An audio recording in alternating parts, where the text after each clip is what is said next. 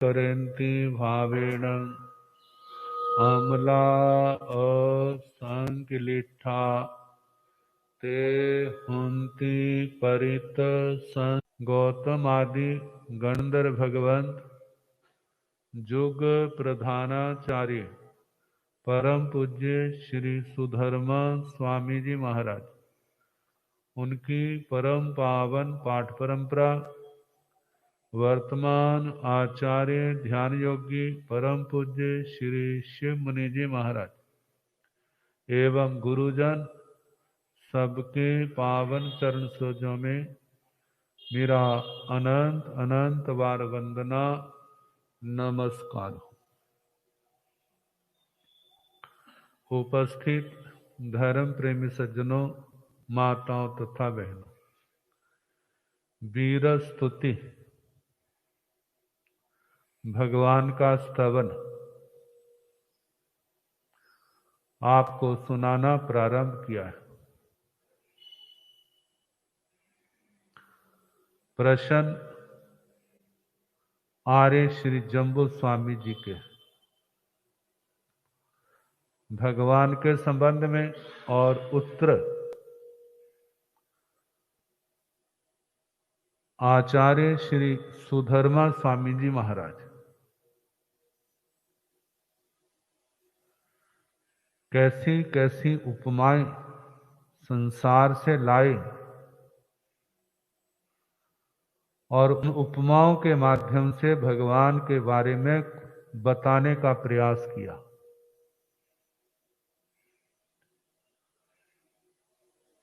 शास्त्रों में वो प्रसंग जो उपमाओं के हैं, एक और हम भगवान को मानो खड़ा करते हैं, दूसरी ओर उन उपमाओं को। तो उपमाएं वो अपने क्षेत्र में तो सर्वोच्च हैं, लेकिन भगवान की वो तुलना कर सके ऐसा संभव नहीं है। तो कल आचार्य श्री सुधर्मा स्वामी जी ने क्या फरमाना शुरू किया,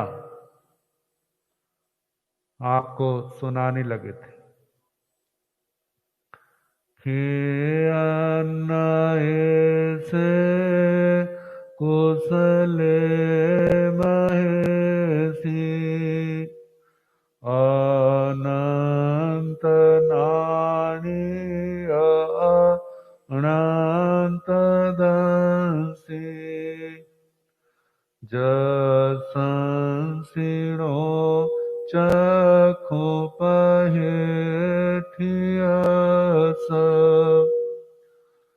जानाहि धम्म चधिंच पेहि। पहला शब्द भगवान के लिए कहा खे अन्नय खेदज्ञ, दूसरी छाया क्षेत्रज्ञ। जानते हैं, जब किसी अच्छे व्यक्ति का परिचय लोग देते हैं ना, तो सबसे बड़ी उपमा जो दूसरे का दुख दर्द जानने वाला है, पहचानने वाला है और उसको दुख दूर करने का भी प्रयास करने वाला है। तो भगवान के लिए भी वो ही शब्द सबसे पहले रखा। भगवान केवल अपने ही नहीं, संसार के दूसरे प्राणियों के भी दुख को जानने वाले, इसलिए उन्होंने आचरण प्रधान धर्म का जहां वर्णन किया, वहां पर अहिंसा को लाए कि सभ्य जीवा भी इच्छन्ति जीवियम न मरीजियम। जितने संसार के जीव हैं सारे जीना चाहते हैं, मरना नहीं चाहते। पाणी बहं घोरं निगंथा बज्जयंती अंग। इसलिए ये घोर प्राण बद्ध जो है, प्राणियों का बद्ध, निर्ग्रंथ उसको छोड़ते। और भगवान सबको जो उपदेश दे रहे हैं, जैसे तुम जीना चाहते हो ऐसे वो भी जीना चाहते हैं। आप जीने का अधिकार चाहते हैं तो दूसरे को भी जीने का अधिकार दो। तुम्हें बद नहीं अच्छा लगता, ऐसे किसी को भी बद अच्छा नहीं लगता। तुम्हें दुख अच्छा नहीं लगता, ऐसे किसी को भी दुख अच्छा नहीं लगता। इसलिए क्या करो? अभय दान। अभय दान की उपमा आएगी कि दान तो बहुत है, लेकिन सर्वोत्तम सर्वश्रेष्ठ दान कौन सा है? अभय दान। तो खेदज्ञ, दूसरे के खेद को जानने वाले, केवल जानने वाले ही नहीं, इस दुख को दूर कैसे किया जा सकता है इसको भी जानते थे और इसका उपदेश दिया। दुख दूर कैसे होगा? संयम और तप की आराधना से। संयम और तप की आराधना से। पाप कार्यों से पीछे हटो, नए पाप कर्म रुक जाएंगे। पुराने पाप कर्मों को काटना है तो तपस्या का रास्ता अपनाओ। तपस्या करोगे तुम्हारे पूर्व के पाप कर्म कट जाएंगे। जब ये कर्मों का बंधन रुक गया, बंधे हुए कर्म टूट गए, तो आत्मा की सोई शक्तियां एकदम जाग उठेंगी। इस आत्मा को संसार में फिर किसी प्रकार का कोई भय नहीं होगा, दुख क्लेश नहीं होगा। ये सारा मार्ग, दुख को दूर करने का मार्ग भी भगवान बतलाने वाले थे। इस मार्ग पर चल करके कितने जीवों ने अपना उद्धार किया। और ये मार्ग केवल भगवान ने चलाया है ऐसा नहीं है। अनादि काल से भगवान जैसे अनंत तीर्थंकर भगवान आए, उन्होंने इस मार्ग को चलाया और भगवान ने उस मार्ग को ही आगे बढ़ाया। जब जब तीर्थंकर भगवान आते हैं तो पूर्व जो धर्म तीर्थंकर भगवान हुए हैं उनके द्वारा ही चलाए गए मार्ग को आगे बढ़ाते हैं।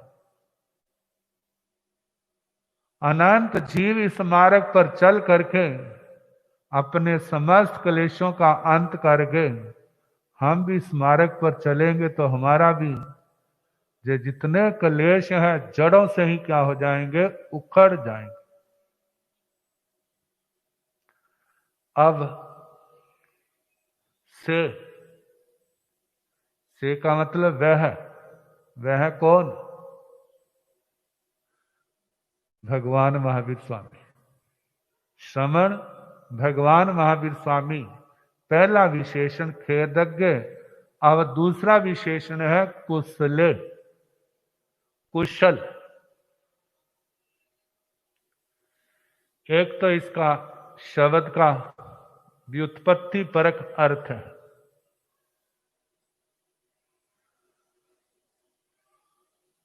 पुराने जमाने में, क्योंकि विद्या का क्षेत्र तो ब्राह्मण लोग ही रहे,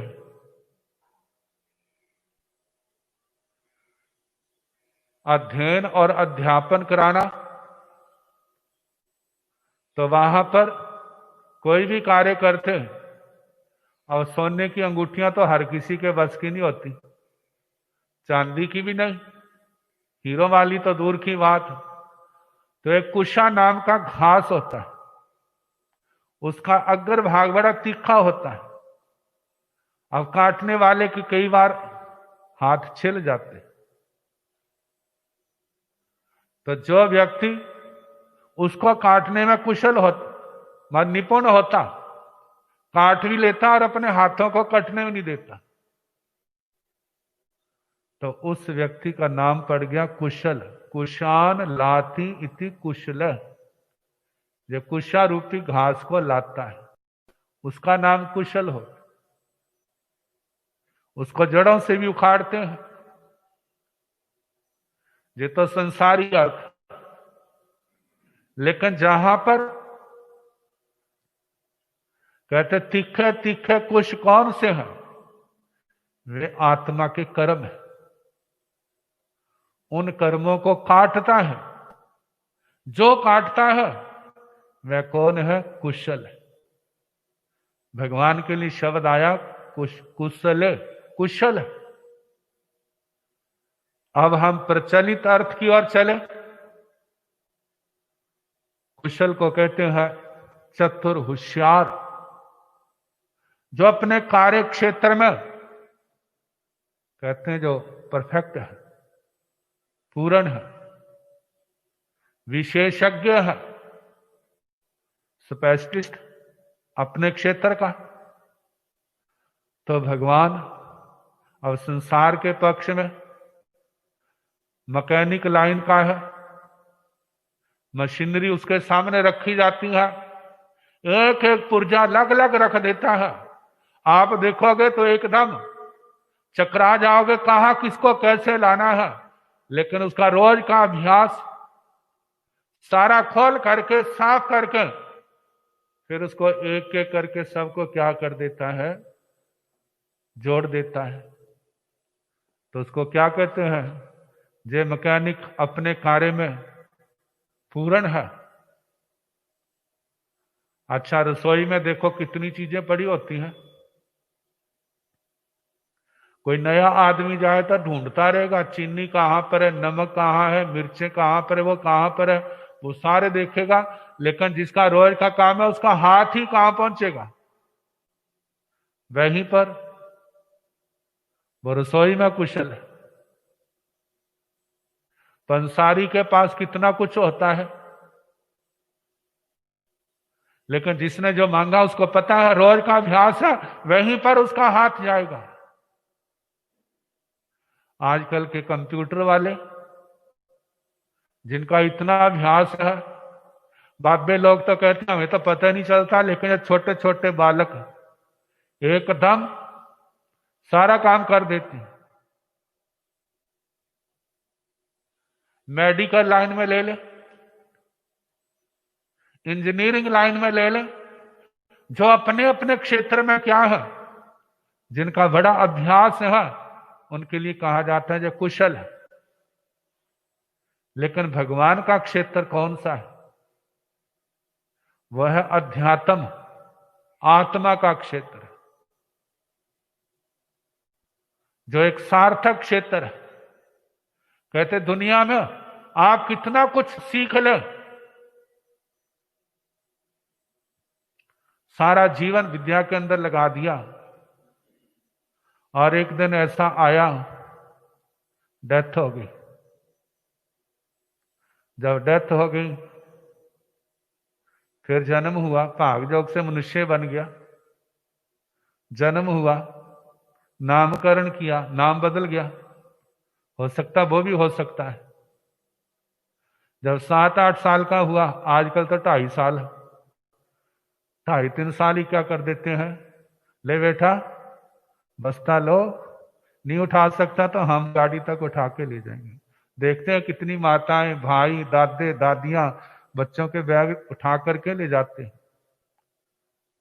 7-8 साल का हुआ, आप फिर उसका वही पहली क्लास, दूसरी क्लास, तीसरी क्लास, चौथी क्लास, आगे बढ़ते बढ़ते कहां पहुंचेगा?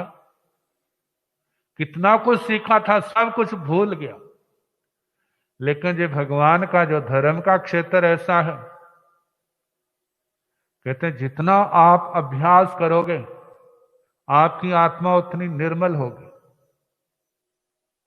और आगे इस जन्म में आपका कल्याण नहीं होता है, मोक्ष नहीं होता है, तो अगले जन्म में फिर चाहे देवलोक में गए हैं, मनुष्य जन्म लिया है, जाओगे तो वैसे ही पहली क्लास दूसरी क्लास, लेकिन आपकी आत्मा निर्मल होने के कारण से बड़े आराम से निकल जाओ।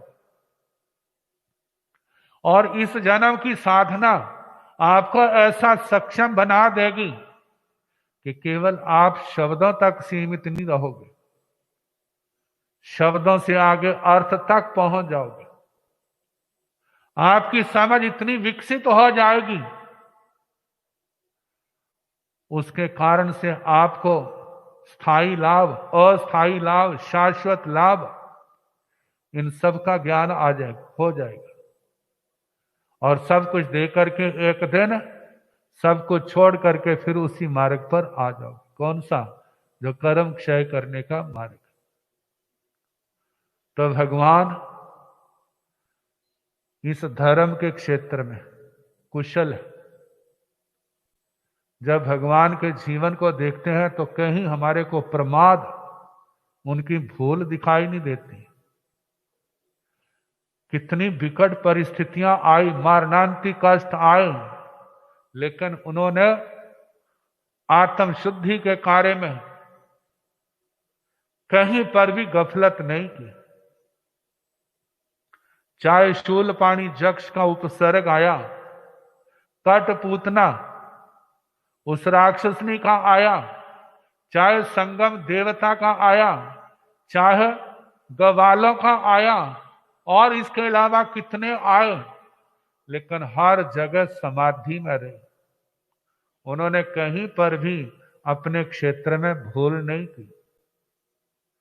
अपने कर्म रूपी कुशाओं को जड़ों से उखाड़ते गए, उखाड़ते गए, उखाड़ते गए। और एक दिन ऐसा आया, सर्वज्ञ सर्वदर्शी बने, गणघाती कर्म क्षय कर दिए। कितनी कुशलता!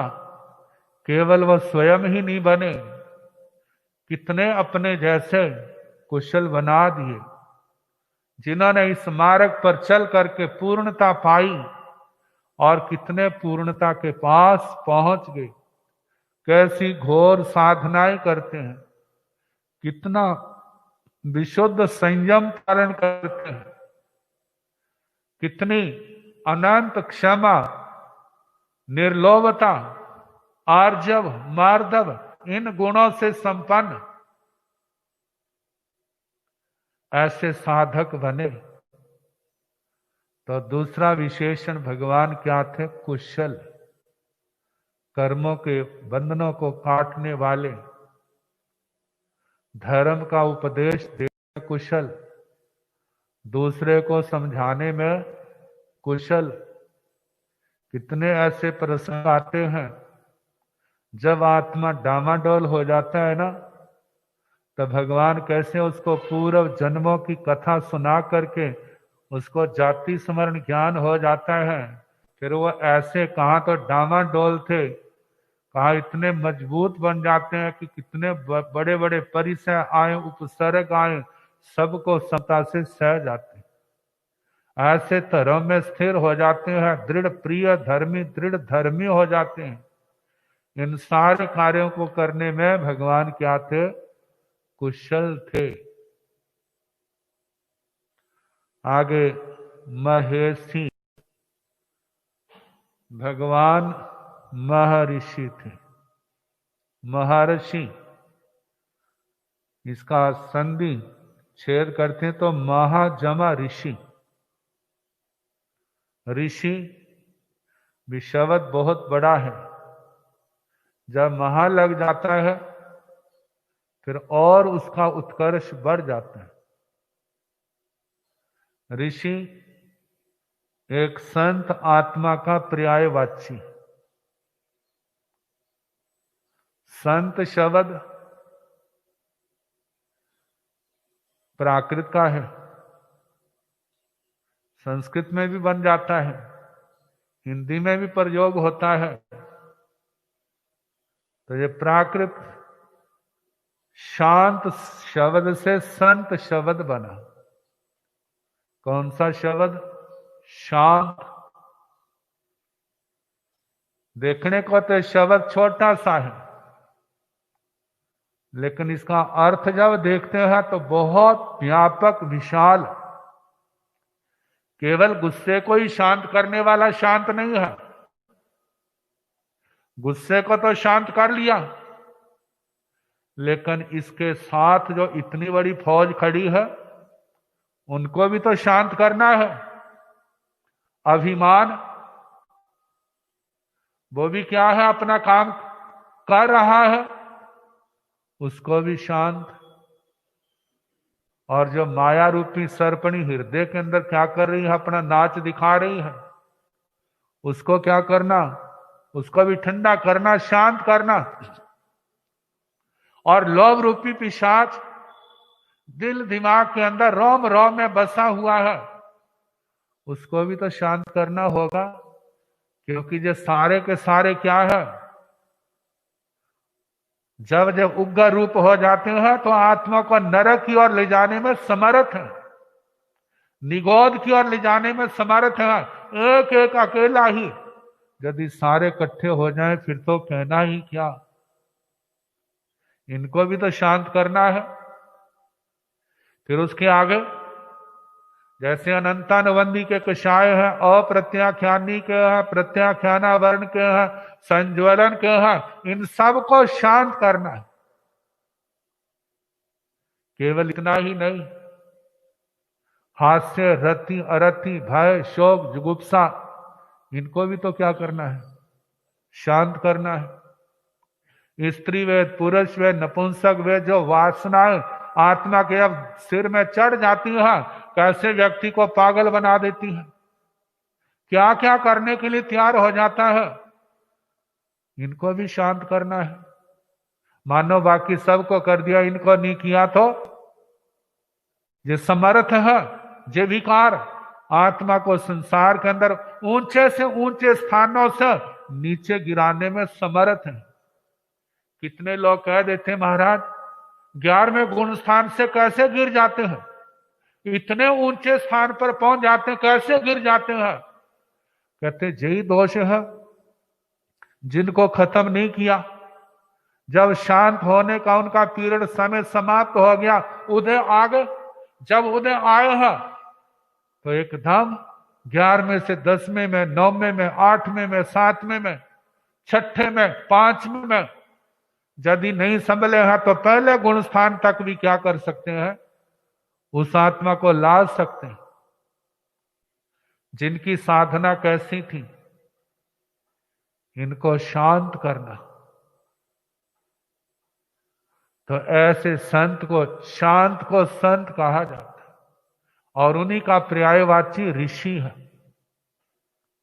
ऋषि शब्द की व्युत्पत्ति करते हुए कहा रेशनाथ, रिक्तिकरनाथ ऋषि। रेशन, रिक्तिकरण, खाली करना। किसको खाली करना, इस आत्मा को।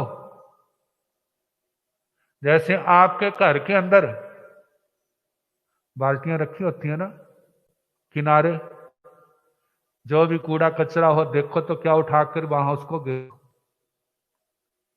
जब इकट्ठा हो गया, सफाई वाले आते हैं, उसको उठा करके वो अपने स्थान पर दूर ले जाते हैं, और उसके आगे चलते चलते ट्रालियों में भर करके नगर से बाहर पहुंच जाते हैं। जरा विचार करो, इस आत्मा को भी तो दुनिया के लोगों ने तो कूड़ादान बनाया हुआ है। बनाया या नहीं बनाया? जितने अगल बगल में रहते हैं लोग, आपको पता होगा किसके अंदर क्या बुराई है। पता होता है ना उसने क्या, कब क्या किया था। अब उसने अच्छा किया है वह तो भूल जाएंगे, लेकिन जो बुरा किया है वो अंतिम समय तक भी क्या रहेगा, याद रहेगा। कहा गुणों को तो आपने निकाल दिया, यदि वो याद होते तो आपको प्रोत्साहन मिलता, लेकिन दोष होने के कारण से आपको प्रोत्साहन किसका मिल रहा है, गलत कामों का। उसने भी किया था, उसने भी किया था, उसने भी किया था, उसने भी किया था, मैंने कर लिया था, कौन सा तूफान आ गया, गिर गया ना। यदि गुण रखे होते तो ना गिरता। कहा इस हृदय को, इस आत्मा को क्या बनाया हुआ है, कितना कूड़ा भरा हुआ है आत्मा के अंदर, उस कूड़े को निकालना। पहले तो ये स्मृति है गलत, दूसरे के दोषों की स्मृति, उसको साफ करना। प्राय करके जब ध्यान में बैठते हैं, माला करने बैठते हैं, तो उस समय आपको क्या याद आता है? कहते हैं हमारा मन ही नहीं ठीक था। क्यों? कभी कहीं जाता है, कभी कहीं जाता है। क्यों जाता है? क्योंकि वह स्मृतियां दिमाग के अंदर भर के रखी हुई है। जब खाली बैठता है तो उस और उसको देखने लगता है। जैसे घर के अंदर व्यक्ति बैठा है तो टीवी है, देखता खाली क्या करूंगा, चलो इसको चला लो। ऐसे जब आप खाली बैठे हैं सामायिक में, माला में, तो उस समय आपका क्या होगा? जैसे घर में खाली टीवी देखने लग जाते हैं, मोबाइल पर गेम खेलने लग जाएंगे, किसी को संदेश देने लग जाएंगे, ऐसे खाली में क्या करेंगे? यदि आप किसी के गुणों को देखें तब तो लाभ होगा, लेकिन देखा क्या जाता है? बुरी बातों की ओर ध्यान जाता है।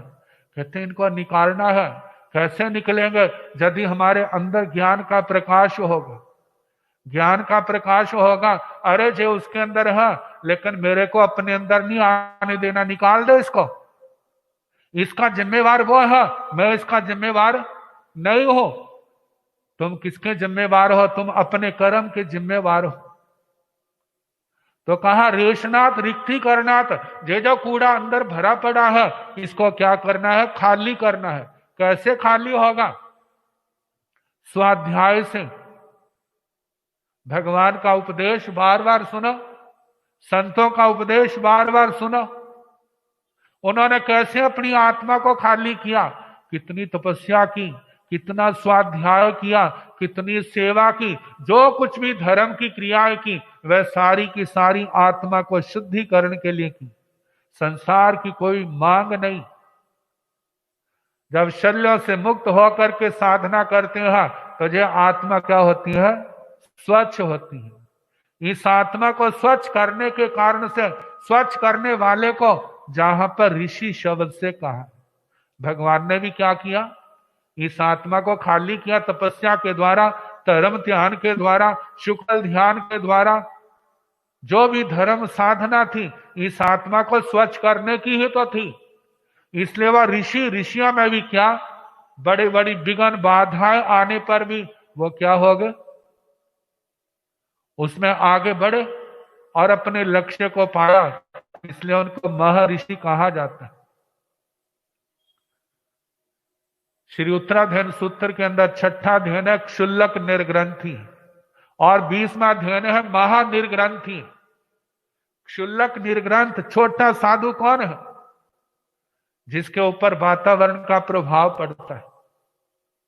इसलिए कहा जाता है उनको कि जितने अविद्या वाले हैं सारे दुख भोगने वाले। यदि तुम दुखों से बचना चाहते हो तो विद्या का अभ्यास करो। ये शब्द क्या करके के दिमाग में बिठा दिया, हमने स्वाध्याय करना है। अभी नए नए दीक्षा ली है तो घर के माँ बाप की तो याद आ जाती है। तो उस अध्ययन के अंदर कहा कि ठीक है उन्होंने अपना कर्तव्य किया, आप जहां पर आ गए हैं, लेकिन अब आपने क्या करना है? याद रखो जिस समय पाप कर्म उदय में आएंगे ना तो मां करा देंगे, लेकिन फिर भी ठीक ना हुआ वो कर्म आपको ही भोगने पड़ेंगे, माँ बाप उसके हिस्सेदार नहीं होंगे। इसलिए आप क्या करो? संयम तप की आराधना करो, अपने जीवन को सफल बनाओ। जब कभी मन डामाडोल होता है तो आसपास का वातावरण उनको संभालता है। अब 20वां अध्ययन महानिर्ग्रंथि है। इतनी परिपक्व अवस्था को प्राप्त हो गए हैं, कितने बड़े परिचय आए, उपसर्ग आए। वे परिचय और उपसर्ग देने वालों को समझा देते हैं, लेकिन स्वयं अपने मार्ग पर स्थिर रहते हैं। जैसे राजा श्रेणिक ने अनाथी मुनि जी को विचलित करने का प्रयास किया कि चलो जो मनुष्य जन्म मिला है जो भूखे रहने वास्ते नहीं, खाओ पियो मौज करो। लेकिन अनाथी मुनि जी ने अपने आप को भी संभाला और राजा को भी संभाला, और राजा ने आखिर में कहा मैंने आपके मार्ग में विघ्न डाला, इसलिए मैं क्या करता हूं, क्षमा चाहता हूं। भगवान के ऊपर कितने परिचय आए, उपसर्ग आए, लेकिन वह स्वयं क्या हो गए, स्वयं स्थिर रहे, दृढ़ रहे और दूसरों को भी स्थिर किया। तो इसलिए महानिर्ग्रंथ और महर्षि एक जैसे, तो कहा भगवान क्या थे, महर्षि। अब इसके आगे जो और वर्णन आएगा फिर जैसे समय होगा सुनाने का प्रयास किया।